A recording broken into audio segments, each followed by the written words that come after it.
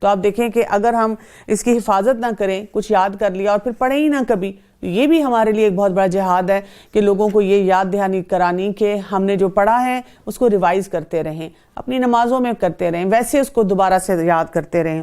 پھر آپ دیکھیں کہ ایک حدیث میں آتا ہے کہ عائشہ رضی اللہ عنہا سے روایت ہے، وہ کہتی ہیں رسول اللہ صلی اللہ علیہ وسلم نے فرمایا جو آدمی قرآن میں ماہر ہو وہ ان فرشتوں کے ساتھ ہے جو لکھنے والے معزز اور بزرگی والے ہیں۔ تو وہی بات ہے کہ ماہر ہونا، یہ اس میں جس طرح ہم دنیا کی ایجوکیشن میں ماہر ہوتے ہیں، اسی طرح کسی لیول پر ہم قرآن پہ بھی اپنی گرپ کو جو ہے بہتر کرتے چلے جائیں۔ اب اگلا جو مرحلہ آ جاتا ہے اس کے بعد وہ ہے کہ اس کے اوپر تدبر کرنا، فہم حاصل کرنا، غور و فکر کرنا۔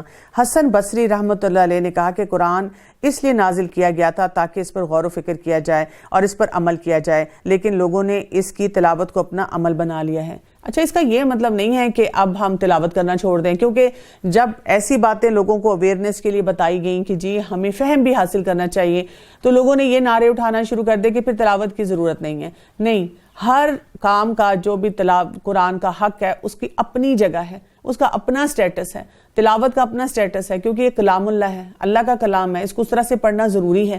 اس کے ساتھ ساتھ اب کیا ہے، فہم بھی حاصل کرنا ہے۔ ابن قیم رحمۃ اللہ علیہ کہتے ہیں کہ جہاں تک قرآن میں غور و فکر کرنے کا سوال ہے تو اس سے مراد دل کی نگاہوں کو اس کے معنی کے اوپر خوب گاڑ دینا اور اس کے تدبر اور اس کے سمجھنے میں اپنی تمام فکر کو یکجا کر لینا ہے، اور قرآن کے نازل ہونے کا یہی مقصد ہے۔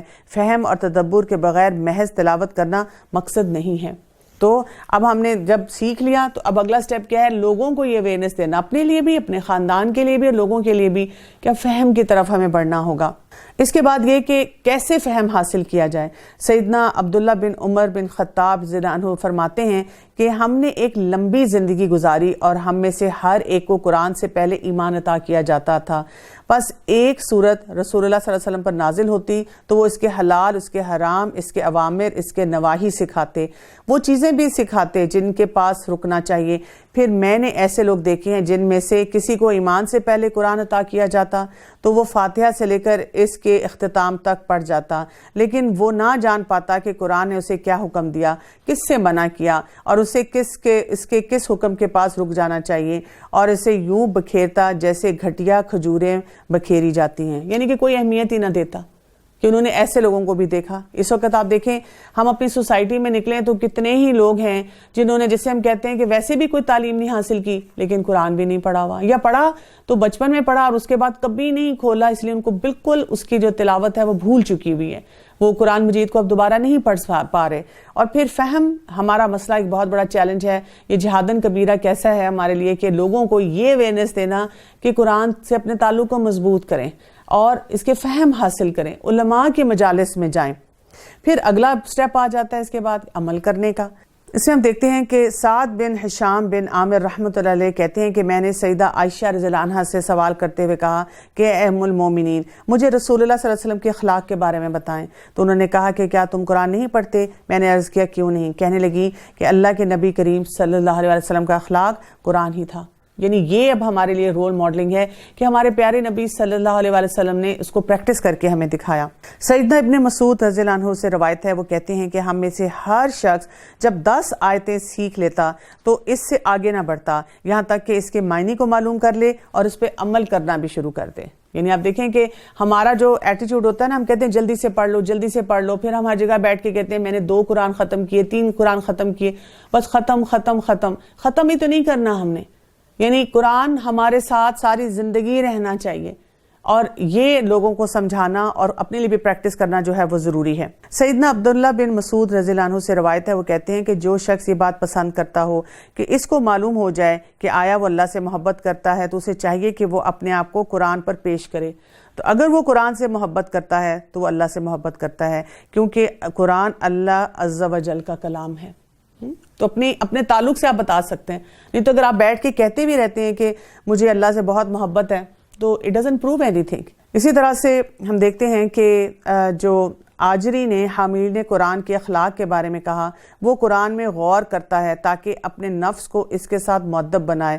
اسے یہ فکر ہوتی ہے کہ کب میرا شمار متقین میں ہوگا، میں کب خاشعین میں سے ہوں گا، میں کب صابرین میں سے ہوں گا، میں کب دنیا سے بے رغبت ہوں گا، میں اپنی نفس کو خواہشات سے کب روکوں گا۔ یعنی انسان جب قرآن مجید کو پڑھتا ہے تو اس میں اپنے لیے موٹیویشن حاصل کرتا ہے، بار بار سوچتا ہے کہ میں نے اور کیا سیکھنا ہے اور میں نے کن باتوں پہ عمل کرنا ہے، اور پھر آگے لوگوں تک پہنچانا۔ جہادن کبیرہ پورا ہوتا ہے، اتنے پروسیسز سے ہم نے اپنے آپ کو گزارنا ہے، پھر آگے لوگوں تک پہنچانا ہے۔ سیدنا عبداللہ بن عمر رضی اللہ عنہ سے روایت ہے کہ نبی کریم صلی اللہ علیہ وسلم نے فرمایا، میرا پیغام لوگوں کو پہنچاؤ اگرچہ وہ ایک آیت پر مشتمل ہی کیوں نہ ہو۔ اور اسی طرح سے ہم دیکھتے ہیں کہ یہ کام کرتے ہوئے پھر آپ دیکھیں کہ اس سے پھر لوگوں کے اندر کیا ہو جاتا ہے، ایک فرقان پیدا ہوتا ہے، لوگوں کو سمجھ آتی ہے کہ ہم نے اپنی زندگی کیسے گزارنی ہے، اور پھر ہمارے لیے بھی کلیئرٹی ہوتی ہے جب ہم اپنی زندگی میں جہادن کبیرہ کو لے لیتے ہیں کہ میں نے یہ بڑا جہاد تو کرنا ہے، قرآن میری زندگی کا ساتھی ہوگا نو میٹر واٹ، کچھ بھی لوگ مجھے کہیں لیکن مجھے یہ اپنی زندگی میں شامل کرنا ہے، تو ہمارے اپنے لیے بھی کلیئر ہو جاتا ہے، کسی بھی سچویشن میں ہمیں سمجھ آ جاتی ہے کہ یہاں پر اللہ کا حکم کیا ہے اور مجھے کیا کرنا ہے۔ اور وہی ہے جس نے سمندر آپس میں ملا رکھے ہیں، یہ ہے میٹھا اور مزیدار، اور یہ ہے کھاری کڑوا، ان دونوں کے درمیان ایک حجاب اور مضبوط اوٹ کر دی ہے۔ آپ نے اکثر دیکھا ہوگا سوشل میڈیا پہ اس قسم کے کلپس آتے ہیں جس میں دکھاتے ہیں کہ وہ سمندر میں اور دو طرح کا پانی بہ رہا ہے، اور ایسی آیات جو ہیں وہ وہاں پہ تلاوت میں چل رہی ہوتی ہیں کہ اللہ تعالیٰ کہتے ہیں کہ دیکھیں مختلف مزاج کے لوگ ہوں گے، سمندر کو دیکھ لیں، سمندر میں ایک کھارا پانی ایک میٹھا پانی ہے، دونوں ساتھ ساتھ چل رہے ہیں، یہ نہیں ہو رہا کہ آپس میں لڑائی جھگڑا کر رہے ہیں، ان دونوں میں سی لائف بھی ہے، مچھلیاں بھی ہیں، کشتیاں بھی چل رہی ہیں ان کے اوپر، کسی کو روک ٹوک نہیں کرتے۔ ہاں مزاج فرق ہے، تو دنیا میں رہتے ہوئے بھی ہمیں مختلف مزاج کے لوگ ملیں گے، لیکن اصل کام یہ ہوتا ہے کہ مختلف مزاج کے لوگوں کے ساتھ رہتے ہوئے، اندر ان کے ساتھ رہتے ہوئے آپ کیا کریں، اپنی آئیڈینٹی کو مینٹین کریں اور جو قرآن سے آپ نے سیکھا اس کو اپلائی کرتے چلے جائیں۔ وہ جس نے پانی سے انسان کو پیدا کیا، پھر اسے نسب والا سسرالی رشتے والا کر دیا، بلکہ آپ کا پروردگار ہر چیز پر قادر ہے۔ یاد رکھیے گا سورہ الفرقان کی آیت نمبر 54، اس میں سسرال کا بھی ذکر آیا، کیونکہ اکثر لوگ کہتے ہیں نا کہ سسرال کا ذکر تو اسلام میں کہیں نہیں ہے، ان کے ساتھ تو ہمارا کوئی لین دین نہیں ہے، جبکہ یہاں پر یہی بات اب دیکھیں جہاں کھارے اور میٹھے پانی کی ہوئی، کیا ہے، کبھی بہو کھاری ہوگی اور کبھی ساس کھاری ہوگی، ایک کھاری ہوگا ایک میٹھا ہوگا، لیکن اگر کسی کے اندر کھارا پن بھی ہے اس کے ساتھ بھی رہا جا سکتا ہے، اس کے ساتھ بھی تعلقات بنائے جا سکتے ہیں۔ یہ نہیں ہے کہ ہم کسی شخص کو فوراً ہی ریجیکٹ کر دیں۔ تو رشتہ داریوں میں اور معاملات میں اور لوگوں کے ساتھ جو سارا کچھ ہم کرتے ہیں، یہ اس طرح کی ڈیفرنٹ چیزیں چلتی رہتی ہیں، لیکن اس کی وجہ سے کیونکہ ہمارا مسئلہ یہ کہ ہم نے نہ کوئی سکل سیکھا، نہ کوئی ہنر سیکھا، نہ کمیونیکیشن سکلز آتے ہیں، نہ لوگوں کے مختلف مزاجوں کو سمجھنا آتا ہے، نہ اپنے غصے پہ قابو ہے، اور نہ اپنا ایموشنل کنٹرول ہم نے کسی لیول پہ سیکھا ہے۔ بس ہم نے یہ سیکھا ہے کہ وہاں کہو کہ میں تو اللہ کے حکم پہ عمل کرنا چاہتی ہوں، یہ فلاں نہیں کرنے دیتا، یہ فلاں نہیں کرنے دیتا، بس ہم نے بلیم کرنا سیکھا ہے، جبکہ اللہ تعالیٰ ہمیں یہاں چاہ رہے ہیں کہ ہم اپنی رسپانسبلٹی کو اون کریں، اور ہمیں بتا دیا گیا کہ دنیا میں رہتے بی پریپیئرڈ، کچھ لوگ اچھے ہوں گے، کچھ مختلف مزاج کے ہوں گے، اور اچھے ہونے کے باوجود وہ مختلف ہوں گے، تو آپ ان کے ساتھ رہ کے برداشت اور ٹالرنس کے ساتھ ایک دوسرے کے ساتھ کام کریں۔ یہ اللہ کو چھوڑ کر ان کی عبادت کرتے ہیں جو نہ تو انہیں کوئی نفع دے سکتے ہیں نہ کوئی نقصان پہنچا سکیں، اور کافر تو ہے ہی اپنے رب کی طرف پیٹ کرنے والے۔ ہم نے تو آپ کو خوشخبری سنانے والا اور ڈرانے والا نبی بنا کر بھیجا۔ کہہ دیجئے کہ میں قرآن کے پہنچانے پر تم سے کوئی بدلہ نہیں چاہتا، مگر جو شخص اپنے رب کی طرف راہ پکڑنا چاہے، اس ہمیشہ زندہ رہنے والے اللہ تعالیٰ پر توکل کریں جسے کبھی موت نہیں، اور اس کی تعریف کے ساتھ پاکیزگی بیان کرتے رہیں، اور وہ اپنے بندوں کے گناہوں سے کافی خبردار ہے۔ تو بات کیا ہے کہ بہت سے لوگ اس بات سے ڈرتے ہی رہتے ہیں کہ ہم نے قرآن نہیں پڑھنا، اس لیے نہیں پڑھنا کہ ہم نے دیکھا ہے کہ قرآن پڑھنے والے لوگ جو ہیں وہ کتنے سخت ہوتے ہیں۔ اور اگر آپ قرآن مجید کو پڑھنا شروع کریں اور اس پہ غور و فکر کریں تو ہم دیکھتے ہیں کہ یہ ہمیں کتنی بیلنس کی طرف لے کر جاتا ہے۔ تو قصور تو جو ہے دین کا نہیں ہے، قصور یہ ہے کہ جن لوگوں نے اپلیکیشن سیکھی یا نہیں صحیح طرح سے سیکھی۔ ہم میں سے ہر شخص جس کو بھی یہ چیلنج ہوتا ہے کہ میری لائف میں بیلنس نہیں ہے، میری لائف میں چیلنجز بہت زیادہ ہیں، یا یہ کہ مجھے لوگوں سے ڈیل نہیں کرنا آتا، تو میں ان سب کو دعوت دیتی ہوں، اور ان سب تک ہمیں یہ پہنچانا چاہیے پیغام کہ آپ قرآن مجید کو پڑھیں، سمجھیں، اور پھر آپ دیکھیں کہ آپ کی زندگی میں کتنی چینجز آئیں گی۔ وہی ہے جس نے آسمان اور زمین اور اس کے درمیان کی سب چیزوں کو 6 دن میں پیدا کر دیا ہے، پھر عرش پر مستوی ہوا، اور وہ رحمان ہے۔ آپ اس کے بارے میں کسی خبردار سے پوچھ لیں۔ ان سے جب بھی کہا جاتا ہے کہ رحمان کو سجدہ کرو تو وہ جواب دیتے ہیں رحمان کیا ہے؟ کیا ہم اسے سجدہ کریں جس کا تو ہمیں حکم دے رہا ہے؟ اور اس نے ان کی نفرت میں مزید اضافہ کر دیا۔ بابرکت ہے وہ جس نے آسمان میں برج بنائے ہیں اور اس میں آفتاب بنایا اور منور مہتاب بھی، اور اسی نے رات اور دن کو ایک دوسرے کے پیچھے آنے جانے والا بنایا ہے، اس شخص کی نصیحت کے لیے جو نصیحت حاصل کرے یا شکر گزاری کرنے کا ارادہ رکھتا ہو۔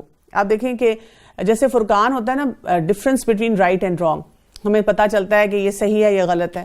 تو آپ دیکھیں کہ بہت سی سچویشن میں اب ہمیں ایسے سینیریو دیے جا رہے ہیں کہ آپ یا یہ کر سکتے ہیں یا یہ کر سکتے ہیں، یا یہ لے سکتے ہیں یا یہ لے سکتے ہیں۔ مزاج کا بھی فرق اسی طرح بتایا جا رہا ہے، کسی کا مزاج یہ ہو سکتا ہے، کسی کا مزاج وہ ہو سکتا ہے۔ اور وہی خواہشات کی بھی بات کی کہ خواہشات بھی ہمیں کیا کرتی ہیں، اس ڈفرنس کو محسوس نہیں ہونے دیتی، ہمیں ایک اور طرف لے کر چلی جاتی ہیں۔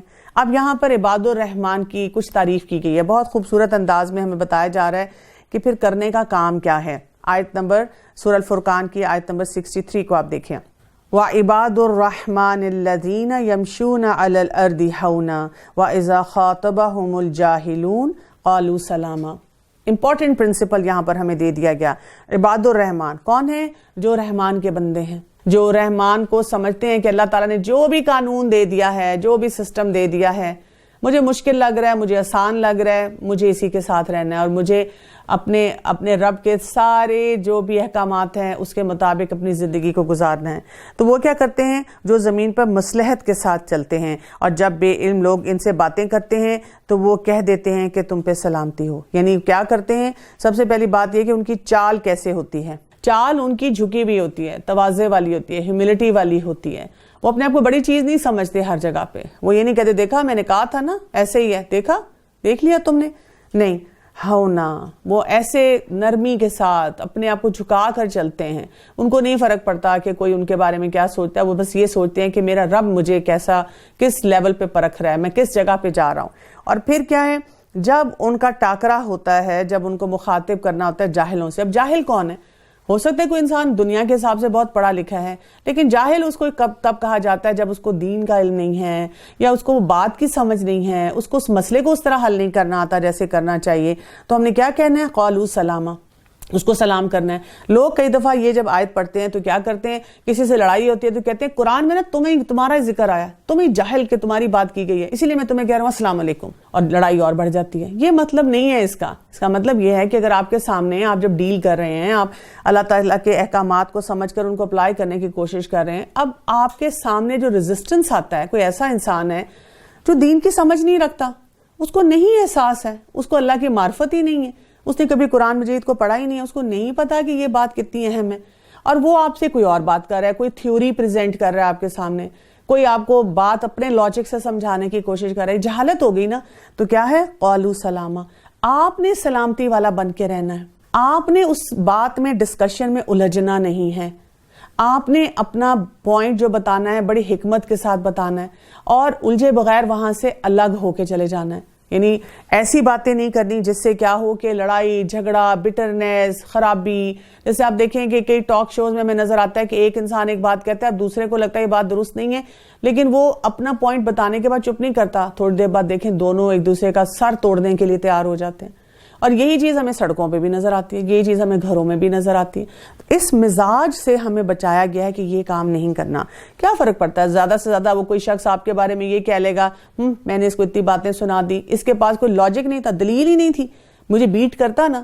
تو ہم یہاں دنیا میں کسی کو بیٹ کرنے کے لیے تو نہیں آئے ہیں، کسی کو نیچا دکھانے کے لیے تو نہیں آئے ہیں، ہم تو اس دنیا میں اس لیے آئے ہیں کہ جو اللہ تعالیٰ نے قانون دیا ہے، اللہ تعالیٰ نے جو ہمیں اپنی عبادت کے لیے پیدا کیا، ہم اس کے مطابق اس زندگی کو گزاریں، اور جو اپنے رب کے سامنے سجدے اور قیام کرتے ہوئے راتیں گزار دیتے ہیں۔ اصل کام یہ کرنے کا ہے۔ ہم کیا کرتے ہیں، لوگوں کے ساتھ الجھنا شروع ہو جاتے ہیں، پھر اتنا روتے ہیں، ہم کہتے ہیں جب سے میں نے قرآن پڑھنا شروع کیا، میں نے یا تو پردہ کیا یا میں نے نمازیں شروع کی، لوگ کتنی میرے بارے میں ایسی باتیں بنانا شروع ہو گئے ہیں، اور کتنے برے لوگ ہیں، ہم اتنی غیبت کرنا شروع کر دیتے ہیں۔ کرنے کا کام اس وقت کیا ہے کہ ہم سلامتی کے ساتھ پیسفل طریقے سے لوگوں کے ساتھ رہیں, اللہ کے آگے جھکتے رہیں, اور وہ جو یہ دعا کرتے ہیں, اب دعا دیکھ لیجئے کون سی وہ کرتے ہیں, اے ہمارے پروردگار ہم سے دوزخ کا عذاب پرے ہی رکھ دے کیونکہ اس کا عذاب چمٹ جانے والا ہے, بے شک وہ ٹھہرنے اور رہنے کی لحاظ سے بدترین جگہ ہے. خوبصورت دعا ہے, ربنا اصرف عنا عذاب جہنم ان عذابها کان غراما انہا ساءت مستقرا و مقاما. تو یہ دعا جو ہے مانگنے کی ضرورت ہے. یعنی کیا ہے, وہ اپنے اوپر فوکس کرتے ہیں کہ مجھ سے کوئی ایسا رویہ نہ ہو جائے کہ میں اللہ کو جواب دے ہوں. آج کے دور میں آپ کسی لائف کوچ کے پاس چلے جائیں, کسی ایکسپرٹ کے پاس چلے جائیں, اور آپ ان کو جا کے بتائیں وہ میرا فلاں رشتہ دار ہے نا, اور وہ فلاں شخص میری زندگی میں ہے نا, وہ مجھے بہت تنگ کرتا ہے, مجھے آگے بڑھنے ہی نہیں دیتا, میرے لیے رکاوٹیں ڈالتا رہتا ہے, میرے لیے پریشانیاں پیدا کرتا ہے. وہ کیا کہیں گے, ہاں وہ فلاں شخص برا ہے, آپ بہت اچھے ہیں. وہ آپ کو وہیں بٹھا کے سمجھاتے ہیں, دیکھیں دوسرا انسان جو بھی کر رہا ہے نا, آپ اپنے ریئیکشن کے خود ذمہ دار ہیں. آپ نے اپنے لیے سوچنا ہے کہ میں نے وہاں پر کیا کرنا ہے. دوسرا انسان غصہ بھی کر رہا ہے تو آپ نے سوچنا ہے آپ نے وہاں پہ کیا بیہیویئر دینا ہے. تو اللہ سبحانہ تعالیٰ بھی ہمیں یہ سکھا رہے ہیں, یہ پہلے سے بتا دیا گیا ہے کہ ہم دوسرے لوگوں میں نہ الجھیں, ہم اپنے رویے پہ رہیں. ہم خود دیکھیں کہ میں کوئی ایسا کام نہ کروں کہ میں اس جہنم کی طرف چلا جاؤں. اور پھر کیا, اور جو خرچ کرتے وقت بھی اسراف کرتے ہیں نہ بخیلی, بلکہ ان دونوں کے درمیان معتدل طریقے پر خرچ کرتے ہیں. یعنی آپ دیکھیں کہ نہ تو انہوں نے بہت زیادہ پیسے روک کے رکھنے ہیں, نہ انہوں نے جو ہے بالکل ہر چیز خرچ کر دینی ہے. جو اللہ تعالیٰ نے طریقہ بتایا اس کے مطابق وہ خرچ کرتے ہیں. تو ہمارے پاس آج یہ خاص طور پہ یہ چیک لسٹ آ رہی ہے, اور اس میں ہم دیکھیں کہ ہم اپنے آپ کو بار بار اسیس کریں. یعنی اپنے لیے ٹارگٹ بھی آپ رکھ سکتے ہیں کہ مجھے عباد الرحمن بننا ہے, مجھے اللہ کا بندہ بننا ہے, رحمان کا بندہ بننا ہے. آپ دیکھیں یہاں پہ عباد اللہ بھی آ سکتا تھا, اللہ کا بندہ, لیکن رحمان کا بندہ کہا گیا. رحمان کے بندے کے جو مینرز اور ایٹیکیٹس ہیں اس طرح سے ہم نے ہر جگہ پہ اپنے آپ کو پریزنٹ کرنا ہے. اور اللہ کے ساتھ کسی دوسرے معبود کو نہیں پکارتے, اور کسی ایسے شخص کو جسے قتل کرنا اللہ تعالیٰ نے منع کر دیا ہو وہ بجز حق کے قتل نہیں کرتے, نہ وہ زنا کے مرتکب ہوتے ہیں, اور جو کوئی یہ کام کرے وہ اپنے اوپر سخت وبال لے آئے گا, اور اسے قیامت کے دن دوہرا عذاب کیا جائے گا, اور وہ ذلت اور رسوائی کے ساتھ ہمیشہ اسی میں رہے گا. اب آپ دیکھیں یہ اب فارمولہ ہے کہ آپ نے اللہ تعالیٰ کے احکامات کو پورا کرنا ہے. آپ کلیئر ہیں, مجھے نماز بھی پڑھنی ہے, مجھے غض بصر بھی کرنا ہے, مجھے اپنے آپ کو ساری, میرے پاس اتنی لمبی چیک لسٹ ہے جو اب تک میں پڑھ چکا ہوں اور آگے بھی میں نے پڑھنا ہے قرآن میں. مجھے یہ کام کرنے ہیں اپنی زندگی میں, مجھے ان فارمولاز کو اپلائی کرنا ہے اپنی زندگی میں. اب ریزسٹنس آئے گی, سوسائٹی میں ایکسیپٹیبلٹی نہیں ہوگی, لوگ نہیں مانیں گے, لوگ میرے اوپر بھی باتیں کریں گے. مجھے کیا کرنا ہے, عباد الرحمان بن جانا ہے یہاں پر. اور عباد الرحمان بننے کا کیا مطلب ہوگا, میں نے کسی کے ساتھ الجھنا نہیں ہے, اپنا کام نہیں چھوڑنا, اپنے قلعے کو مضبوط کرنا ہے, اپنے آپ کو وہاں پہ جما لینا ہے, اپنی ذمہ داری کو وہاں محسوس کرنا ہے کہ مجھے اپنا کام درست کرنے کی ضرورت ہے. سوائے ان لوگوں کے جو توبہ کریں اور ایمان لائیں اور نیک کام کریں, ایسے لوگوں کے گناہوں کو اللہ تعالیٰ نیکیوں سے بدل دیتا ہے, اور اللہ تعالیٰ بخشنے والا اور بہت ہی مہربان ہے. یعنی اب کچھ لوگ ایسے ہوں گے جو یہ غلط کام کر رہے ہوں گے, وہ اپوزیشن کی طرف ہوں گے. ہم میں سے کئی دفعہ جب ہم نے قرآن نہیں پڑھا ہوتا تو ہم بھی یہی کام کر رہے تھے سوسائٹی میں.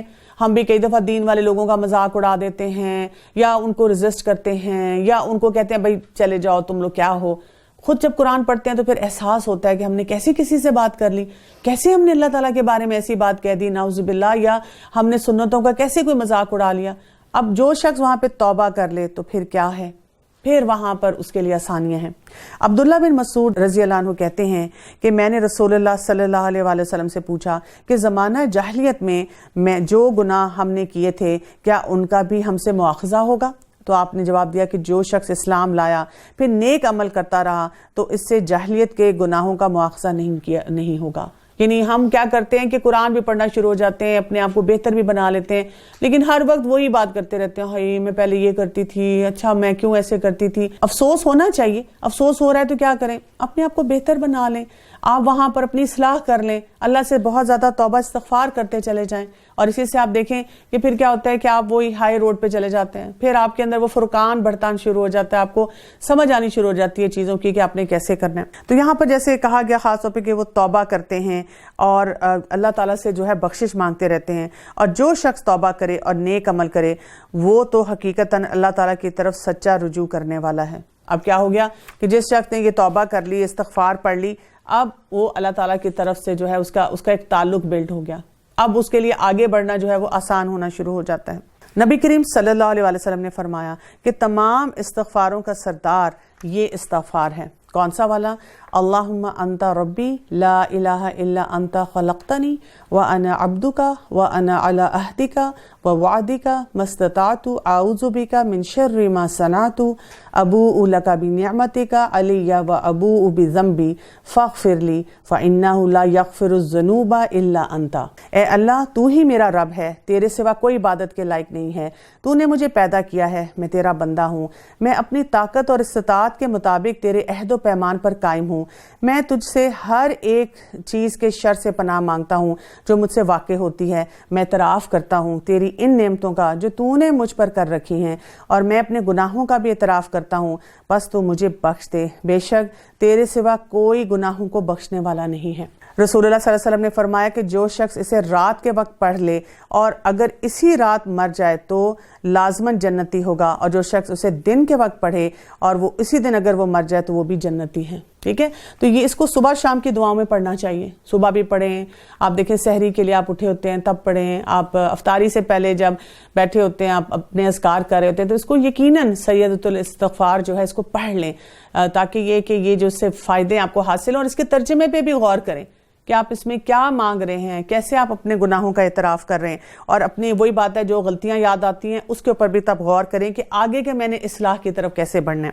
اور جو لوگ جھوٹی گواہی نہیں دیتے اور جب کوئی کسی لغو چیز پر ان کا گزر ہوتا ہے تو شرافت سے گزر جاتے ہیں۔ پھر اب یہاں پہ آپ دیکھیں فارمولا آ گیا ہے، وَالَّذِينَ لَا يَشْهَدُونَ الزُّورَ وَإِذَا مَرُّوا بِاللَّغْوِ مَرُّوا كِرَامًا، کہ جب ان کا کسی مشکل پہ، غلط بات پہ، لغویات پہ سے گزر ہوتا ہے تو بڑے ایلیگنٹ طریقے سے وہاں سے گزر جاتے ہیں۔ کیسی لغویات ہیں؟ مثلا کوئی غیبت کر رہا ہے، اب ہم وہاں کھڑے ہوئے کیا کرنا شروع کرتے ہیں؟ وہ جہالت کا کام کر رہے ہیں نا، اب ہم ان کو بتانا شروع کرتے ہیں تم تو مردہ بھائی کا گوشت کھا رہے ہو اور تم تو دیکھنا جہنم میں جاؤ گے۔ ان لوگوں کو اگر یہ سمجھ ہوتی تو وہ غیبت ہی کیوں کرتے ہیں؟ کیسے روکا جائے ان کو؟ پہلی بات تو یہ اپنے آپ کو بچایا جائے، سب سے پہلا سٹیپ یہ ہے کہ ہم غیبت نہ کریں، ہم اپنے آپ کو ہولڈ بیک کریں۔ پھر آپ ٹاپک چینج کر دیں وہاں پر، پھر آپ ان کو کہہ سکتے ہیں کہ آپ کو پتا ہے کہ وہ آپ کی نیکیاں اس وقت لے کر جا رہے ہیں جو کچھ بھی آپ نے کیا ہے، جیسے آپ ان کو ایک ہیلدی طریقے سے، ایک انلائٹنڈ طریقے سے کوئی چھوٹی سی بات بتا دیں۔ تو جب کسی بری چیز پر ان کا گزر ہوتا ہے تو وہ بڑے اچھے طریقے سے گزرتے ہیں، لوگوں کی اصلاح بھی کرتے چلے جاتے ہیں۔ یہ آپ دیکھیں، اسی لیے ہماری سوسائٹی میں اگر اس کی بھی اپلیکیشن ہونی شروع ہو جائے، ہم سب اس کو اپلائی کرنا شروع کریں۔ آپ دیکھیں جو شخص پڑھا لکھا ہے وہ کیا کرتا ہے؟ دینی طبقے کے اوپر باتیں اچھالتا رہتا ہے۔ جو دینی طبقہ ہے وہ فرسٹریٹ ہو کر ان کو سکھانے کی کوشش کرتا ہے کہ دیکھیں پلیز آپ اپنی اصلاح کر لیں، اور دونوں میں ایک ڈیوائڈ سا ہی رہتا ہے۔ تو ہمیں کیا کرنے کی ضرورت ہے؟ آپس میں ایک دوسرے کے ساتھ بیٹھ کے اچھی طرح بات کرنی۔ جو دین والے لوگ ہیں وہ سمجھیں کہ دنیا میں جو لوگ بیچارے ابھی تک نہیں سمجھ پا رہے دین کو اور نہیں پریکٹس کر پا رہے، ہم ان کو کیسے سمجھائیں، کیا طریقے ہمارے پاس ہونے چاہیے۔ اور جن کو دین کی سمجھ نہیں ہے وہ دیندار لوگوں کا کبھی مذاق نہ اڑائیں، وہ ہمیشہ سوچیں کہ انہوں نے قرآن کو پڑھا ہے۔ یہ ان کی ایک ہمارے طرف خیر خواہی ہے کہ ہم ان کو باتیں بھی سنا دیتے ہیں، ہم ان کا مذاق بھی اڑا دیتے ہیں، ہم ان کو ہر گیدرنگ میں کارنر بھی کر دیتے ہیں، لیکن دیکھیں کہ اللہ کے یہ بندے پھر ہم سے ملتے ہیں، پھر ہمیں سلام کرتے ہیں، پھر ہمارے پاس آتے ہیں، پھر ہمیں دعوت دیتے ہیں، پھر ہمارے سے اچھی طرح بات کرتے ہیں۔ کیا ان کا انٹرسٹ ہے؟ ان کو کیا حاصل ہو رہا ہے اس سے؟ تو اس طرح سے جب ہم ایک دوسرے کے ساتھ بات چیت کریں تو پھر فائدہ ہوتا ہے، پھر سوسائٹی میں جو خیر ہے وہ آنی شروع ہوتی ہے۔ اور اسی لیے یہ بات ہمیشہ یاد رکھیں کہ جب انسان کسی غلط گیدرنگ میں ہو، لغو چیز ہو، تو اپنے آپ کو انسان بڑے ایلیگنٹ طریقے سے بچا کے گزرے۔ جیسے آپ دیکھیں کوڑے کا ڈھیر ہو تو کیا آپ یہ کریں گے کہ کوڑے کے ڈھیر کے پاس کھڑے ہو کہ آپ اس کو گالیاں دینا شروع کر دیں گے، اس کو چیخ چیخ کے کہنا شروع کر دیں گے تم کوڑے ہو، تم گندے ہو، تم پتہ نہیں کیوں یہاں پڑے ہو، اتنا بڑا ڈھیر کیوں ہے؟ نہیں، یہ تو حماقت ہوگی نا ہماری۔ ہم کیا کریں گے؟ ہم دیکھیں گے کہ کوڑے کا ڈھیر پڑا ہوا ہے، ہم اپنے آپ کو بچا کے وہاں سے گزرنا چاہیں گے تاکہ وہ غلاظت جو ہے ہم پہ نہ آ کر گرے۔ اور جب ان کے رب کی کلام کی آیتیں سنائی جاتی ہیں تو اندھے بہرے ہو کر ان پر نہیں گرتے ہیں اور یہ دعا کرتے رہتے ہیں۔ کون سی دعا اب یہ کر رہے ہیں؟ اب یہ بھی سن لیں۔ اور جب ان کے رب کی کلام کی آیتیں سنائی جاتی ہیں تو اندھے بہرے ہو کر ان پر نہیں گرتے ہیں اور یہ دعا کرتے ہیں۔ کون سی دعا ہے ذرا یہ بھی چیک کر لیں۔ ربنا حب لنا من ازواجنا وذریاتنا قرۃ اعین وجعلنا للمتقین اماما۔ اے ہمارے پروردگار، تم ہمیں ہمارے ازواج اور اولاد سے آنکھوں کی ٹھنڈک عطا فرما اور ہمیں پرہیزگاروں کا پیشوا بنا دے۔ آپ دیکھیں کیا کہا گیا کہ اپنی فیملی کے لیے دعا کرتے ہیں. کیا ہے؟ قرۃ اعین، آنکھوں کی ٹھنڈک بنا. اور آپ دیکھیں اس میں بڑا ڈیپ میننگ آتا ہے. جیسے ہم کئی دفعہ کہتے ہیں اللہ تعالیٰ میرا بچہ جو ہے اس کا یہ پوزیشن آ جائے، میرے شوہر کا یہ ہو جائے، میری بیوی کا یہ ہو جائے. ہم بڑی پن پوائنٹڈ بات کرتے ہیں. اور کئی دفعہ کیا ہوتا ہے کہ اس کے ساتھ پورا پیکج آ جاتا ہے. مثلا بچے کو بڑا اچھی جی پوزیشن مل جاتی ہے لیکن کوئی حرام کام شروع ہو جاتا ہے، یا یہ کہ کوئی خدا نخواستہ بیماری آ جاتی ہے، کوئی بھی اور مشکل ساتھ آ جاتی ہے. بیوی جو ہے وہ قرآن پڑھنا شروع کر دیتی ہے لیکن اب بہت سختی کرنا شروع کر دیتی ہے گھر میں.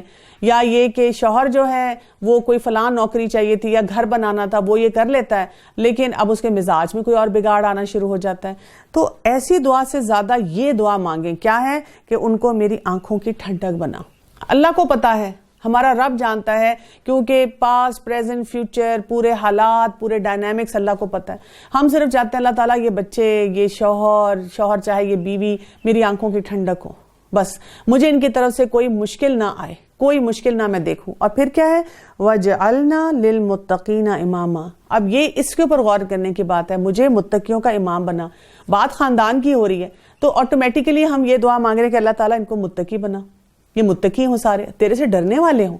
اور ساتھ ہم کیا کہہ رہے ہیں؟ ان کی امامت میرے پاس ہو، میری بات بھی سننے والے ہوں، میں جو ان کو سکھانا چاہوں وہ سننے والے بھی ہوں. جیسے کئی والدین جب کہتے ہیں ہمارے بچے، ہم جب ان کو کچھ سکھانا چاہتے ہیں وہ سمجھتے نہیں ہیں، وہ صحیح بات نہیں سمجھتے، وہ اللہ کی بات نہیں سننا چاہتے، وہ کوئی تقویٰ کے معیار پہ نہیں آتے. تو یہ دعا کثرت سے کریں اپنے خاندان والوں کے لیے.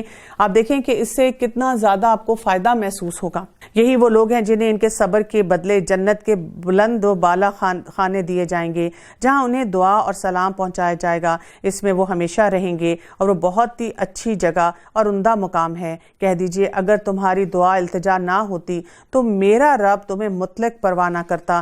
تم تو جھٹلا چکے، اب ان قریب اس کی سزا تمہیں چمٹ جانے والی ہے. یعنی یہاں پر اب ہمیں دیکھیں کہ اینڈ میں بڑے اچھے طریقے سے یہ پورا ایک کنکلوژن دے دیا گیا کہ دعا ہم نے کون سی کرنی ہے اور اپنی فیملی پہ ہم نے فوکس کرنا ہے. اور اصل چیز یہ ہے کہ ہم ٹارگٹ کس کو کر رہے ہیں؟ جنت کے ان اعلیٰ مقامات کو کر رہے ہیں. تو فرقان، اپنے اندر فرقان پیدا کریں اور اسی فرقان کو لے کر ہم سوسائٹی میں آگے بڑھیں گے اور کانفیڈنٹلی اللہ تعالیٰ کے احکامات پر عمل کریں گے. 19واں پارہ اب ہم آ رہے ہیں سورہ شورا پہ. بسم اللہ الرحمن الرحیم. طاسین میم تلک آیات الکتاب المبین. شروع کرتی ہوں اللہ کے نام سے جو بہت مہربان اور نہایت رحم فرمانے والا ہے. طاسین میم، یہ آیتیں روشن کتاب کی ہیں. ان کے ایمان نہ لانے پر شاید آپ تو اپنی جان کھو دیں گے. اگر ہم چاہتے تو ان پر آسمان سے کوئی ایسی نشانی اتارتے کہ جس کے سامنے ان کی گردنیں خم ہو جاتی، اور ان کے پاس رحمان کی طرف سے جو بھی نئی نصیحت آئی ہے یہ اس سے روگردانی کرنے والے بن گئے. ان لوگوں نے جھٹلایا ہے، اب ان کے پاس جلد ہی اس کی خبریں آ جائیں گی جس کے ساتھ وہ مسخرہ پن کر رہے ہیں. کیا انہوں نے زمین پر نظریں نہیں ڈالی کہ ہم نے اس میں ہر طرح کے نفیس جوڑے کس قدر اگائے ہیں؟ بے شک اس میں یقیناً نشانی ہے اور ان میں سے اکثر لوگ ایمان نہیں لاتے، اور تیرا رب یقیناً وہی غالب اور مہربان ہے. ہم دیکھیں گے کہ سورہ شورا جو ہے اس میں اللہ تعالیٰ بہت سی نشانیاں ہمارے سامنے لائیں گے، اور ان نشانیوں کے ساتھ جو ایک ہمیں کی میسج بار بار ملے گا جو کہ آیت نمبر 8 اور 9 میں آ رہا ہے. ان فی ذالک لآیہ وما کان اکثرهم مؤمنین، اور ساتھ ہی وان ربک لہو العزیز الرحیم، کہ اللہ تعالیٰ جو ہے یہاں پر کیا ہے کہ اس میں ایک نشانی ہے لیکن اکثر لوگ ایمان نہیں لاتے. بار بار نشانیوں کا ذکر آئے گا، یعنی کیا بات ہے کہ لوگ غور و فکر ہی نہیں کرتے. اور دوسری بات یہاں پہ کیا کہی جا رہی ہے کہ اللہ تعالیٰ کیا ہے؟ العزیز الرحیم. ہر واقعے کے بعد جو بھی ہم پڑھیں گے یا ہر مین ایک لیسن کے بعد ہم اللہ سبحانہ و تعالیٰ کی اس نام کو جو ہے اس کو دہرائیں گے اور اس کے اوپر جو ہے بات کریں گے. تو اس نام کو سمجھنا جو ہے وہ بھی ذرا سا ضروری ہے. ان دونوں ناموں کو اگر دیکھ لیں، العزیز ہم کہتے ہیں کہ اللہ تعالیٰ کیا ہے؟ غالب ہے. یعنی وہ کہاں سے غالب ہے؟ ہر کائنات کی چیز پر وہ غالب ہے. کوئی چیز ایسی نہیں ہے جو کہ اللہ کی گرفت میں نہیں ہے. اور یہ یاد اگر ہمیں رہے کہ اصل عزت اور غلبہ جو ہے وہ اللہ کا ہی ہوتا ہے، اور وہ جسے چاہتا ہے جس قدر چاہتا ہے دیتا ہے. اور کسی قوم کو بھی وہ غلبہ دینا چاہے وہ دے سکتا ہے، جس کو ذلت دینا چاہے، جس کو ذلت سے بچانا چاہے، کوئی اسے نہیں روک سکتا. اسی طرح جس کے پاس بھی کوئی طاقت اور غلبہ ہوتا ہے وہ اللہ ہی کی طرف سے اس کو ملا ہوا ہوتا ہے. یعنی انسان کا اپنا کمال ایک حد تک ہی ہوتا ہے. تو کیونکہ اللہ تعالیٰ کے یہ دو جو ہیں صفاتی نام یہ اس صورت میں بار بار آئیں گے، العزیز الرحیم، تو تھوڑا سا ان کو ناموں کو بھی سمجھ لیتے ہیں کیونکہ بہت سے واقعات کے بعد یہ آ رہے ہیں، اور ان کے کنیکشن کو بھی سمجھ لیتے ہیں۔ اس سے یہ ہے کہ ہمیں یہ بھی پتہ چلے گا کہ اللہ تعالیٰ نے یہاں پہ ان ناموں کو کیوں رکھا ہے۔ العزیز یہ اللہ تعالیٰ کی جو صفت ہے، اس سے کیا پتہ چلتا ہے کہ وہ کائنات کی ہر چیز پر غالب ہے، یعنی کوئی چیز ایسی نہیں جو کہ اس کی گرفت سے باہر ہو، اور اصل غلبہ اور اصل عزت جو ہے وہ اللہ تعالیٰ کی ہی ہے۔ وہ جسے چاہے جس قدر چاہے دیتا ہے، عزت دینا چاہے، دوسری قوموں پہ غلبہ دینا چاہے، جسے ذلت دینا چاہے اسے کوئی نہیں روک سکتا، جسے عزت دینا چاہے اس کو کوئی نہیں روک سکتا، بلکہ عزت اور طاقت اور غلبہ انسان کی ایک محنت جو ہوتی ہے نا وہ لمیٹڈ لیول کی ہوتی ہے، وہ سب اللہ کی طرف سے اس کو ملتا ہے، اور دنیاوی طور پہ بھی سب سے زیادہ عزت اور غلبہ انسان بھی اللہ تعالیٰ کے سامنے جو ہے وہاں پہ بے بس ہو جاتا ہے، اگر اللہ نہ دینا چاہے تو اس کو نہیں حاصل ہو سکتا۔ اسی لیے کسی عمل کو انسان چھوٹا نہ سمجھے اور یہ سوچے کہ کوئی بھی کام ہم جو کر رہے ہیں وہ اس العزیز سے چھپا نہیں ہوا ہے۔ پھر العزیز کی عظمت کا یہ کمال ہے کہ وہ اپنے بندے کو دعا کے الفاظ بھی سکھاتا ہے اور پھر اس کو شرف قبولیت بھی بخشتا ہے ساتھ ساتھ۔ پھر یہ کہ اگر انسان جو ہے دنیا میں رسوائی اس کو ملے یا رسوائی سے بچانا چاہے تو کون ہے؟ وہ العزیز ہی ہے جو کہ اس کے لیے مقام ڈیسائیڈ کرتا ہے۔ آخرت میں بھی رسوائی سے بچانے والا العزیز ہی ہے۔ اسی طرح طاقت اور جو بھی رسائی ہوتی ہے یعنی وہ قائم رہے گی، وہ ہمیشہ کسی انسان کے پاس رہے گی، یہ فیصلہ بھی العزیز ہی کرتا ہے۔ اور اسی طرح سے وہ تمام کائنات کو پیدا کرنے پر قدرت رکھتا ہے اور تمام کائنات کو ختم کرنے پہ بھی قدرت رکھتا ہے، مخلوق کو دوبارہ پیدا کرنے پہ بھی قدرت رکھتا ہے، اور کسی چھوٹی جماعت کے ذریعے بڑوں کے اوپر کوئی غلبہ دے دیتا ہے۔ کئی دفعہ بڑی جماعت جو ہے وہ چھوٹی جو ہے اس کے اوپر حاوی آ جاتی ہے۔